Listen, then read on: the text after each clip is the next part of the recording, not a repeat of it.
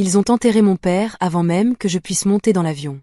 Je m'appelle Iname, j'ai 32 ans, je suis médecin et je vis au Royaume-Uni. Il y a presque 10 ans, j'ai quitté le Nigeria pour poursuivre mes rêves, et j'ai réussi. Un bon travail, une maison paisible à Londres, des économies solides.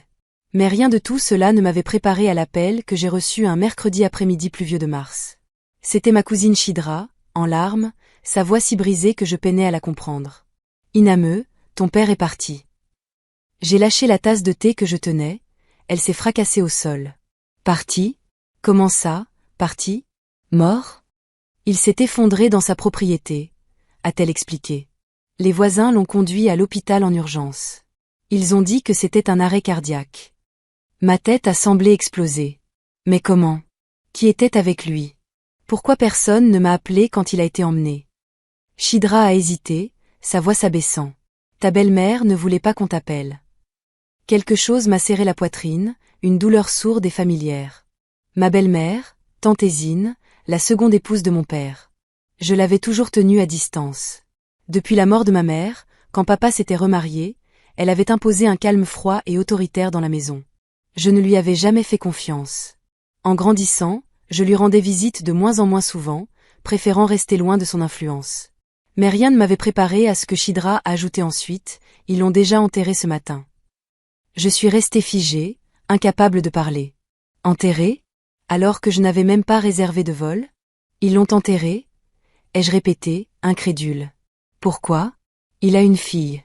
J'aurais dû être là, à ses côtés, pour donner mon accord. Ils ne m'ont même pas attendu. Chidra a baissé la voix.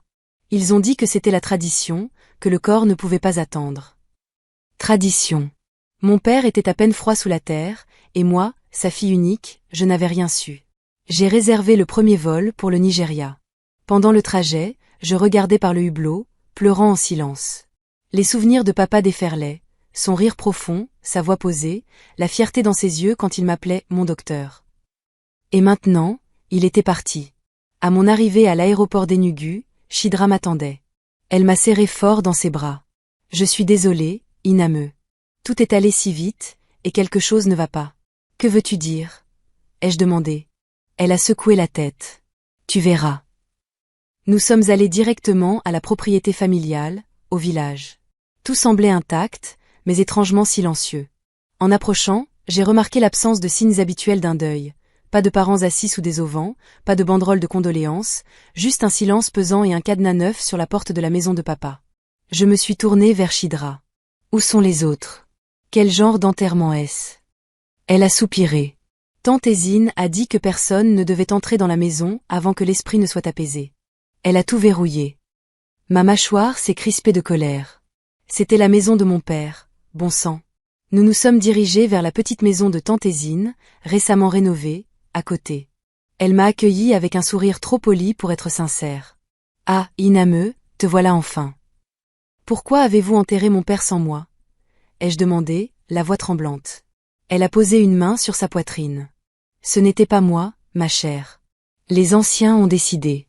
Son corps ne pouvait pas rester longtemps, tu sais, avec son diabète. Cela n'empêche pas une famille d'attendre ses enfants pour un enterrement, ai-je rétorqué. Elle a haussé les épaules. Tu es parti trop longtemps, Iname. Les choses changent ici. J'avais envie de hurler, mais j'ai ravalé ma colère. Cette nuit-là, dans la chambre de Chidra, j'ai pleuré jusqu'à l'épuisement. Alors que j'essuyais mes larmes, quelque chose d'étrange s'est produit. La lumière a vacillé. Puis des coups ont résonné à la fenêtre.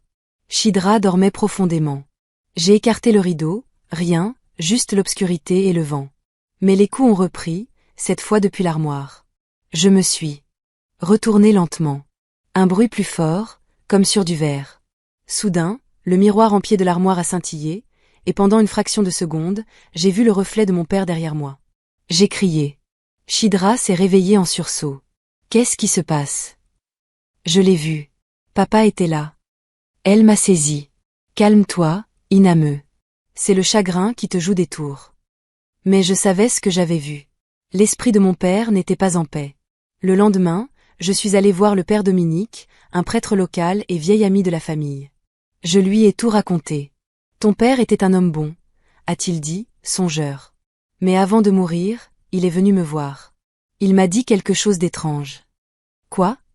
Ai-je demandé, le cœur battant. Il m'a dit, si quelque chose m'arrive soudainement, ne laissez jamais personne m'enterrer sans la présence d'Inameu.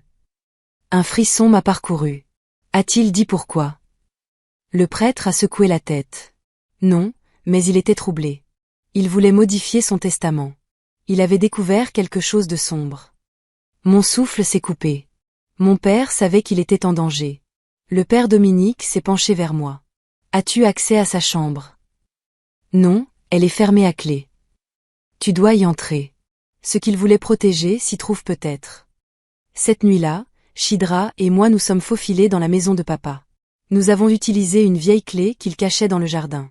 Sa chambre était poussiéreuse, figée dans le temps, ses livres, sa canne, son fauteuil préféré. J'ai ouvert son armoire et trouvé une boîte en bois verrouillée. Avec un marteau, j'ai forcé le cadenas. À l'intérieur, des documents juridiques, des reçus fonciers, un carnet et une lettre. Mes mains tremblaient en dépliant la lettre adressée à moi. Ma chère Inameu, si tu lis ceci, je ne suis plus là. Pardonne-moi pour la douleur que mon départ te cause. J'ai découvert que le terrain hérité de ta mère et moi, près du ruisseau, repose sur une réserve de pétrole. Je voulais modifier mon testament pour te protéger, mais je crains que tante Zine et ses frères n'aient agi bizarrement. La semaine dernière, j'ai vu des marques étranges devant ma fenêtre. Quelqu'un veut peut-être hâter ma fin. Ne lui fais pas confiance. Prends un avocat. Creuse plus loin. Tout repose sur toi maintenant. Je t'aime, papa. Je ne pouvais plus respirer. Pétrole. Meurtre. Tout s'éclairait, l'enterrement précipité, la maison verrouillée, le silence de tante Zine. Je me suis tournée vers Chidra. On doit partir avec ces documents avant qu'elle ne s'en rende compte. En sortant, je me suis figée. Tante Zine se tenait dans le couloir, le visage sombre, les mains derrière le dos. Tu es entrée? A-t-elle dit calmement. Je sais tout, ai-je répondu, serrant les papiers contre moi. Elle a souri lentement. Tu ne quitteras pas cette maison avec ça. Avant que je puisse réagir, 2 hommes ont surgi de l'ombre, Obina et Shuka, ses frères. Je les avais vus à des réunions familiales, toujours à rôder. Maintenant, je comprenais, ils n'étaient pas là pour aider, mais pour exécuter ses ordres. Je serrais les documents plus fort, les jambes tremblantes, mais déterminée. Que vas-tu faire? Me frapper?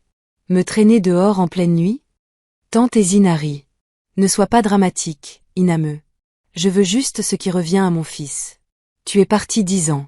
Tu crois pouvoir tout réclamer? Ce n'est pas pour ton fils, ai-je rétorqué. C'est pour la terre de mon père, et tu l'as enterré comme un voleur pour cacher la vérité. Obina s'est avancée, mais Chidra s'est interposée. Ne la touche pas. Shuka l'a giflé. Dégage, petite. C'est une affaire de famille. Chidra n'a pas bougé. Appelle la police. Qu'ils entendent cette affaire de famille aussi. Tante Zine a pâli. Vas-y, a continué Chidra. On enregistre tout depuis qu'on a ouvert la porte. Je n'avais pas vu qu'elle avait activé son dictaphone. Fille brillante. Tante Zine a serré les dents. Tu penses que ça s'arrête ici? Non, ai-je dit calmement. Ça commence ici. Nous les avons contournés et sommes sortis. Cette nuit-là, nous avons dormi chez l'oncle Pascal, un policier retraité du village voisin, qui méprisait tante Zine. En lui montrant les documents, il a tremblé. Ce terrain près du ruisseau. J'ai hoché la tête. Il a sifflé. Pas étonnant qu'une entreprise soit venue tester le sol l'an dernier. Ils ont parlé de purification d'eau, mais on soupçonnait du pétrole. L'or noir. Et ton père n'en a parlé qu'à toi. Le lendemain, nous avons rencontré Maître Auquois, un avocat familial à Enugu. Il a examiné les papiers, fronçant les sourcils. Votre père a commencé à modifier son testament, mais il n'a pas finalisé. Ces documents montrent son intention, mais ils peuvent être contestés. Que faire? Ai-je demandé. Empêcher le transfert définitif du terrain. S'il falsifie sa signature, vous perdez tout. Il faut agir vite. Il a déposé une injonction immédiate. En quittant son bureau, j'ai reçu un SMS d'un numéro inconnu, tu n'aurais pas dû revenir. J'ai fixé l'écran. Qui a envoyé ça? A demandé Chidra. Je n'ai pas répondu, trop occupé à regarder Obina, de l'autre côté de la rue, qui nous observait avec un sourire avant de s'éloigner. C'est pire que prévu, ai-je dit à Maître Auquois. On a besoin de protection. Il a hoché la tête. Je vais contacter le commissariat, mais soyez prudente. Le pétrole et la terre, ici, Ça tue. Chez oncle Pascal, les rumeurs enflaient.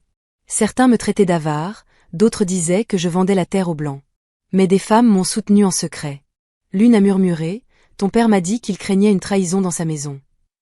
Une autre, cette terre vient de ta mère. C'est ton droit. Leurs mots m'ont renforcé. Mais 3 jours plus tard, la peur a repris. Au milieu de la nuit, des pas ont résonné dehors. Une pierre a frappé le toit. Dehors, la porte était marquée de craies noires, la voiture entourée de fils rouges, une bouteille de cendre à côté, un avertissement. Oncle Pascal a balayé ça d'un revers de main. Des tactiques de brousse, mais dangereuses. S'ils perdent en justice, ils passeront au spirituel. J'étais terrifiée, pas seulement pour moi, mais pour Chidra et lui. J'ai rappelé le père Dominique. Il est venu le lendemain, a prié sur la maison et m'a regardé gravement. Tu as vu l'esprit de ton père. Il n'est pas en paix. Je sais, ai-je répondu, les larmes aux yeux. Ils l'ont enterré comme un criminel, comme s'il n'avait pas de fille, comme si son héritage ne comptait pas. Il a posé une main sur mon épaule. Alors, faisons ce qu'il voulait, des funérailles dignes, avec son nom, ses droits, son honneur. Son âme reposera, et sa volonté sera complète. Mais il est déjà enterré, ai-je objecté. Ses yeux ont croisé les miens. Alors, il faut exhumer son corps. Ce fut la décision la plus dure de ma vie, mais nécessaire. La semaine suivante fut un chaos. Tante Hésine a hurlé quand l'ordonnance du tribunal lui a été signifiée. Elle a tout tenté, mensonges, larmes, menaces. Mais les preuves étaient trop solides. Nous avons obtenu l'autorisation d'exhumer le corps pour des adieux dignes. Les villageois étaient partagés. Certains me soutenaient, d'autres murmuraient que je troublais les morts. Vêtu de noir, tenant la photo encadrée de papa, j'ai assisté à l'exhumation avec Chidra à mes côtés. Quand le cercueil est sorti de terre, un détail m'a frappé. La plaque portait IIQ au lieu de Dr Kumu, son vrai nom. Chidra a haleté. Ce n'est pas lui. Le père Dominique a froncé les sourcils. Comment ont-ils pu se tromper? Puis j'ai vu tante Hésine, au loin, murmurant au téléphone. Ce n'est pas mon père, ai-je compris. Les villageois se sont massés, incrédules. Ouvre-le, a ordonné le père Dominique. La police a forcé le couvercle. À l'intérieur, un homme inconnu, plus vieux et frêle. Papa. Des cris ont fusé. Une femme s'est couvert la bouche, un ancien a craché, abomination. Tante Hésine, voyant nos regards, a fui, suivi d'Obina et Chuka. La police les a poursuivis. Le père Dominique m'a soutenu alors que je tremblais. Le corps de ton père a disparu. Je ne pouvais ni parler ni bouger, me demandant pourquoi elle l'avait caché, ce qu'elle lui avait fait. Le village était en ébullition. Une rumeur parlait d'une camionnette blanche quittant la propriété la nuit de sa mort. Une autre évoquait un enterrement secret hors du village. Chez oncle Pascal, la police a fouillé la chambre de tante Hésine, trouvant un faux certificat de décès au nom des IIQ, un contrat foncier forcé avec l'empreinte de papa et un album photo brûlé, nos visages, à lui et moi, déchirés. Elle avait voulu nous effacer. Le lendemain, un tuyau anonyme a indiqué un terrain privé de Chuka, près d'un entrepôt abandonné. Avec la police, les anciens et le père Dominique, nous y sommes allés. Sous un seul meuble reposait le vrai corps de papa, identifiable par son bracelet médical et la chaîne avec les initiales de maman. Je me suis effondrée, pleurant. Papa, je suis désolée. Nous l'avons exhumé avec honneur. Les villageois, honteux et furieux, ont porté son cercueil. Cette fois, les funérailles furent vraies, prières, tambours, dignité. Devant sa tombe, j'ai prononcé son éloge, mon père n'était pas parfait, mais honnête. Il croyait en la justice et en l'héritage. Aujourd'hui, j'enterre un héros trahi par ceux qui l'aimaient. Mais la vérité ne reste jamais enfouie. La foule a applaudi, émue. La même semaine, tante Hésine fut arrêtée à Port-Harcourt sous un faux nom. Obina et Chuka tombèrent le lendemain, tentant de fuir au Cameroun. L'affaire fit la une fille découvre une fraude foncière et un enterrement secret. Le tribunal trancha en ma faveur. La terre revint au nom de papa grâce à ces documents. Pourtant, malgré la justice, mon cœur restait lourd. Qu'est-ce qui pousse à tant de mal? La cupidité? La peur? La méchanceté? Il m'a fallu des mois pour me relever. Je ne suis pas retournée à Londres. J'ai décidé de finir ce que papa avait commencé. Avec Chidra, oncle Pascal et des partenaires éthiques, j'ai transformé le terrain en projet d'énergie propre, solaire et agricole, pas seulement pétrolier.